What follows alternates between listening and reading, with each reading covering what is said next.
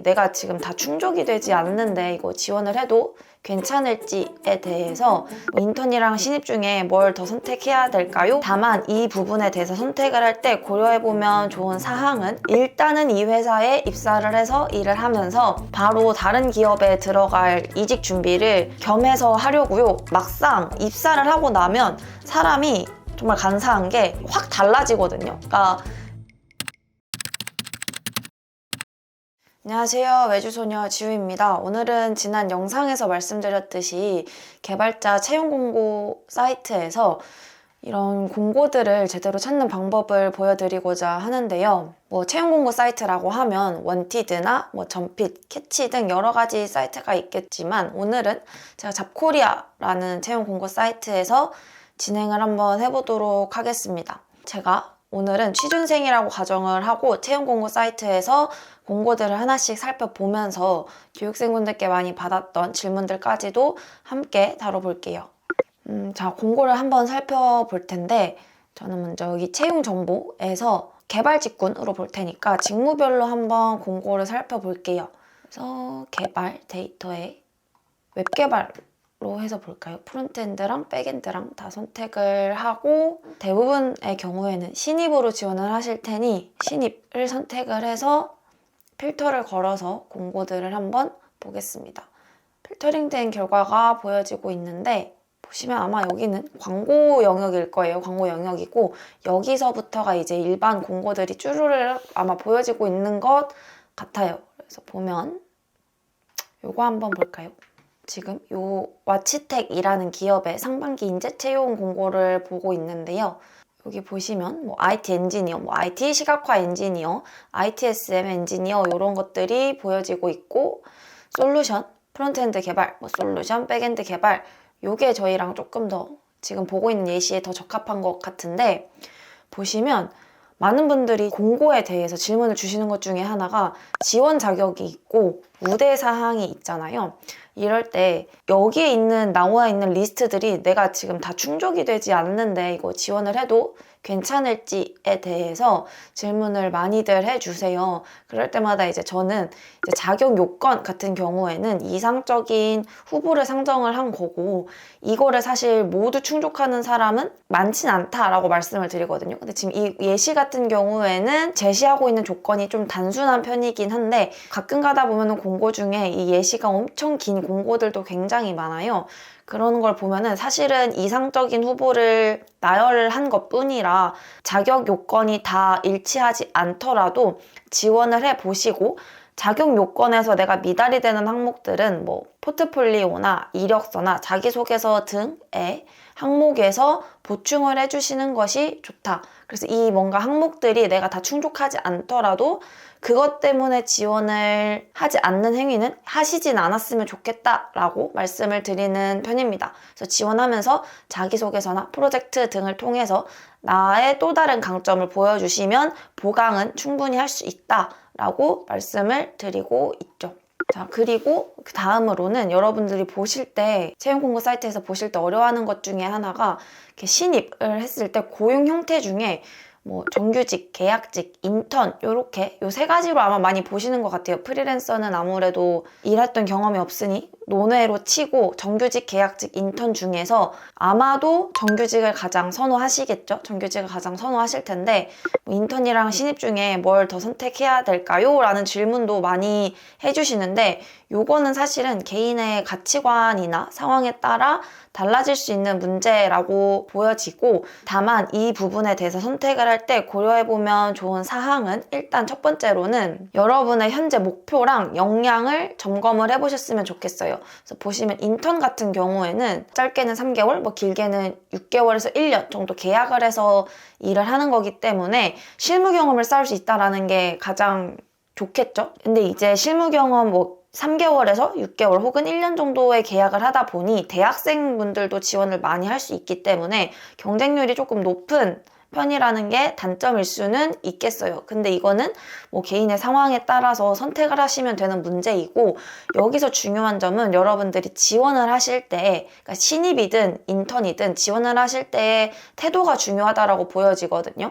제가 부트캠프 강사로 활동을 하면서 많은 교육생분들께서 상담을 할 때 하시는 말들이 있는데, 일단 첫 번째는 면접을 경험을 해보기 위해서 입사할 의지는 없지만 일단은 지원을 해보려고요. 그러니까 붙어도 갈 생각은 없는데 그래도 면접은 연습을 해봐야 되니 일단은 지원을 해보려고요 라는 케이스가 첫 번째가 있고요. 두 번째는 일단은 채용 공고가 너무 적은 편이고 요즘에 취업하기가 힘드니까 일단은 이 회사에 입사를 해서 일을 하면서 바로 다른 기업에 들어갈 이직 준비를 겸해서 하려고요 하는 분들이 정말 많이 봤었는데, 여러분들이 많이 놓치고 있는 것 중에 하나가 이러한 행동이 비매너 행위라는 거를 인지조차 하지 못하고 있다 라는 게 사실은 조금 문제가 있다라고 보여지거든요. 왜냐하면 일단 첫 번째 케이스 같은 경우 면접을 경험을 해보기 위해서 입사 의지가 없음에도 의도적으로 지원을 해보는 행위는 그 회사의 면접관과 직원들의 시간을 소비하게 만드는 행위거든요. 면접은 일단 지원자랑 회사가 서로 알아보기 위해 갖는 중요한 자리인데, 이러한 마인드를 가지고, 그러니까 내가 면접을 연습하겠다라는 그 마인드를 가지고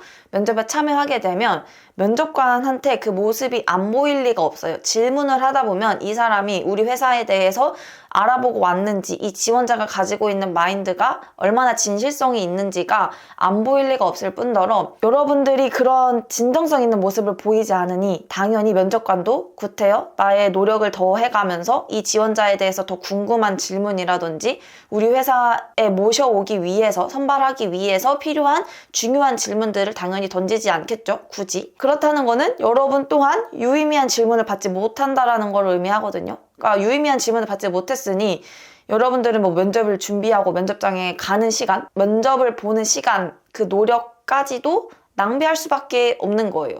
이러한 마인드는 여러분들도 손해고 그 회사 직원들도 손해다라는 거를 한번 생각을 해보셨으면 좋겠고요. 그리고 두 번째, 일단은 현재 경제 상황이 좋지 않으니 어디든 입사를 한 다음에 일하면서 바로 다른 기업에 들어가기 위해 이직 준비를 하려고 합니다 라는 분들도 정말 많이 봤는데요. 그러니까 뭐 이런 분들을 저도 굉장히 많이 본 만큼 회사 입장에서는 훨씬 더 그런 분들을 많이 만났었겠죠. 그러니까 신규 입사자가 입사한 지 얼마 안 돼서 이직으로 퇴사하게 되는 케이스인 거겠죠. 그러니까 이런 마인드를 가진 분들은 사실은 그런 마인드가 업무에서부터 드러날 수밖에 없거든요. 그러면 회사 입장에서도 당연히 이 사람은 곧 떠날 것 같으니 그들에게 핵심 업무를 당연히 부여하고 싶지 않을 거예요. 왜냐? 어차피 나갈 사람이니까. 이러한 마인드들이 다 본인한테도 회사 입장에서도 시간과 노력을 소비하게 만드는 일임을 명심을 해주셨으면 좋겠어요. 이 부분들을 취준생분들이 가장 많이 놓치고 있는 것 같거든요.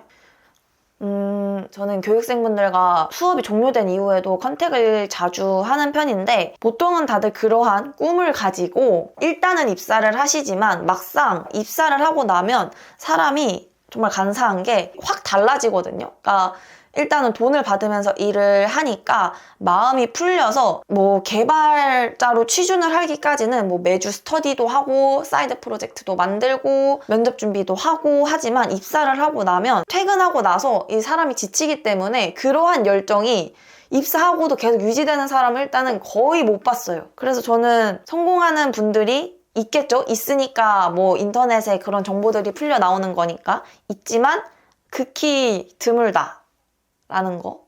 6개월 동안 알바하면서 취준하는 것과 아무 회사나 다니면서 이직 준비하는 것. 아무 회사라면 저는 알바를 하면서 취준을 하는 게 더 나은 것 같아요. 우리가 일을 할 때 마음가짐을 가져야 되는 태도에 대해서도, 그러니까 아무 회사라는 것 자체가 이미 그 기저에 여기는 내가 어차피 오래 다니지 않을 회사라는 의도가 숨어져 있는 질문인 것 같거든요.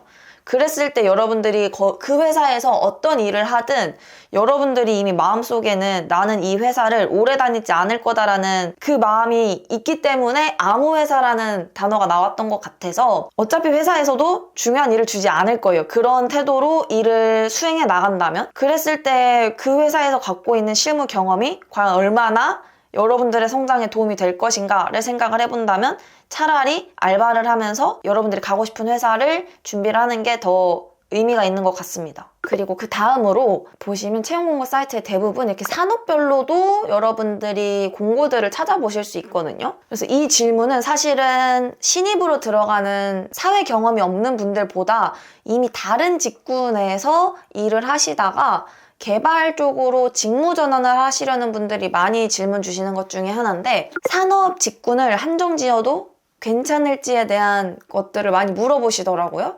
그래서 보시면 예를 들어서 뭐 마케팅 관련 업무를 하시던 분들이 한번 이 산업군에서 일했던 경험이 있다 보니 이러한 것들이 메인인 회사의 개발자로 일을 하고 싶어 하시는 경향이 많더라고요. 근데 개발 신입으로 지원을 하실 때에는 산업군을 한정 짓는 거를 별로 추천을 하진 않는 것 같아요. 산업군을 한정 짓는 순간 여러분들이 선택할 수 있는 선택지가 확 좁아져 버리잖아요. 그러니까 다른 산업군을 다 배제해버리겠다라는 뜻이니까. 더군다나 채용 시장이 조금 얼어 있을 때에는 전체 공고수 자체도 적기 때문에 추천하진 않아요. 그리고 타 직군에서 일한 경험이 있더라도 몸 담았던 산업군에 국한될 필요는 없다라고 생각을 하는 게, 해당 산업군에서 일했던 경험이 도움이 될 수는 있겠는데 그게 오히려 생각이 매몰될 수도 있긴 하거든요. 예를 들면 토스도 금융산업군인 거잖아요. 뭐 경력직을 뽑을 때 금융산업군에서 일했던 종사자만을 뽑진 않거든요. 다른 직군에 있었던 사람들도 많이 뽑는 이유가 다양한 사람들의 시각을 볼 수 있기 때문에 라고 저는 생각을 하거든요. 그래서 여러분들이 굳이 몸을 담았던 산업군에 국한되어서 공고를 살펴보지는 않았으면 좋겠다라는 설명도 해보고 싶었습니다. 그리고 마지막인데요. 보시면 지금 저 웹개발로 필터를 신입으로 걸어가지고 봤을 때 공고가 406건 굉장히 많이 나오잖아요. 그랬을 때 이제 제가 봤던 학생들 중에서는 정말 일단은 양치기를 하시는 분들이 있고, 혹은 되게 신중하게 내가 가고 싶은 기업들을 선별해서 지원을 하시는 분들이 있어요. 그러니까 즉 지원을 할 때 과연 질이 좋은가, 양이 좋은가 라는 질문도 많이 해주시는데, 저는 사실 이거는 정답이 있는 문제는 아니라고 생각을 하지만, 저는 이제 부트캠프에서 취업률을 90%를 달성한 이력이 있었거든요. 그래서 그런 사람으로서 양보다는 질을 신경을 쓰는 게 더 중요하다라고 생각을 하는데, 왜 그러냐면 일반적으로 보통의 사람들은 지원을 했을 때 탈락하는 횟수가 뭐 10회, 20회 이렇게 증가를 하게 되면은 점점 자신감을 잃어가거든요. 그리고 이게 점점 횟수가 증가를 해서 뭐 100회 이런 식으로 탈락을 하게 되면은 그 탈락이라는 거에 대해서 점점 그 경험에 대해서 무뎌지고, 무뎌짐으로써 안 좋은 영향을 받게 되는 경우를 많이 봤거든요. 아, 또 탈락, 다시 하면 되지, 약간 이런 마인드를 가져버리게 되는 케이스를 종종 봤었어서, 저는 취준을 하는 데 있어서는 이 사람이 최소한의 실패를 하는 것이, 즉 성공 경험을 많이 쌓아가는 것이 중요하다라고 생각을 해서 양보다는 질이 더 중요하다라고 생각을 하는데, 이게 사실은 제가 좀 전에 말했던 지원 과정에서의 태도 있잖아요. 회사 입장에서 생각을 해보는 그 지원 과정에서의 태도와도 어느 정도 내용이 일맥상통한다 라고 보는 게, 양치기로 마구잡이로 지원을 하면은 그게 사실은 자기소개서라든지 그 외에 서류라든지 면접장에서의 답변이라든지에 대해서 다 보여지거든요. 이 사람이 일단 냅다 지원을 한 분이구나 라는 게 보여지기 때문에, 그래서 조금 질을 신경을 쓰는 게 더 중요하다라고 답변을 드리는 건데, 이게 여기서 또 제가 이렇게 얘기를 하면, 아, 그러면은 실패를 조금 하는 게 내가 계속해서 도전을 하는데 중요한 부분이니까 질에 많이 신경을 써야겠다라고 하시면서, 또 많은 분들이 실수하시는 것 중에 하나가 나의 준비가 완벽해질 때까지, 내가 생각하는 그 순간에 도달할 때까지는 지원을 전혀 하지 않는 거예요. 그러니까 완벽해질 때까지 기다리느라 아무런 트라이도 안 하는 분들도 계시거든요. 근데 이제 시장에서 자신의 위치를 평가받지를 못하니까 혼자서 연습만 하다가 시간이 계속 지나는 거예요. 연습만 막 1년째 계속하고 지원은 한 건도 안 해보는 케이스가 있는 거거든요. 그렇게까지 극단적으로 생각을 해주시진 않았으면 좋겠는 게, 종합적으로 판단을 해달라라는 거죠. 그럼에도 불구하고 우리가 선택을 해야 한다면 저는 양보다는 질이라고 생각을 하지만, 우리가 너무 완벽해질 때까지 기다리느라 시도를 아무것도 안 하지는 않았으면 좋겠습니다. 자, 그래서 이제 취준에서 제일 중요한 건 마음가짐이라고 생각을 하거든요. 그러니까 앞서 설명한 지원을 할 때의 마음가짐도 중요하고, 지원한 이후에 우리가 탈락을 하든 뭐 1차를 붙든 뭐 최종까지 가든 여러 가지 결과들을 받겠지만 내가 지원한 이후에 탈락했다라고 해서 내가 뭐가 부족했지? 라고 생각하기보다는 아, 저 자리에 나보다 조금 더 적합한 사람이 붙었구나라고 생각을 하는 게 멘탈 관리에 도움이 많이 되는 것 같아요. 실제로도 더 적합한 사람, 그 자리에 더 적합한 사람이 붙었을 테고, 그래서 결과에 우리가 일희일비하기보다는 왜 떨어졌는지 분석하고 그 다음에는 나를 더 잘 표현할 수 있는 방법들을 개선하고 찾아 나가는 것, 그래서 꾸준히 시도하고 복기를 하시면서 여러분들이 취준하는 과정에서 조금씩 성장해 보셨으면 좋겠습니다. 어차피 완벽한 준비는 매우 어렵고 우리는 준비하면서 업그레이드하는 순간을 맞이하는 거니까요. 오늘 제가 준비한 내용은 여기까지고요. 저희는 다음 영상에서 또 뵙죠.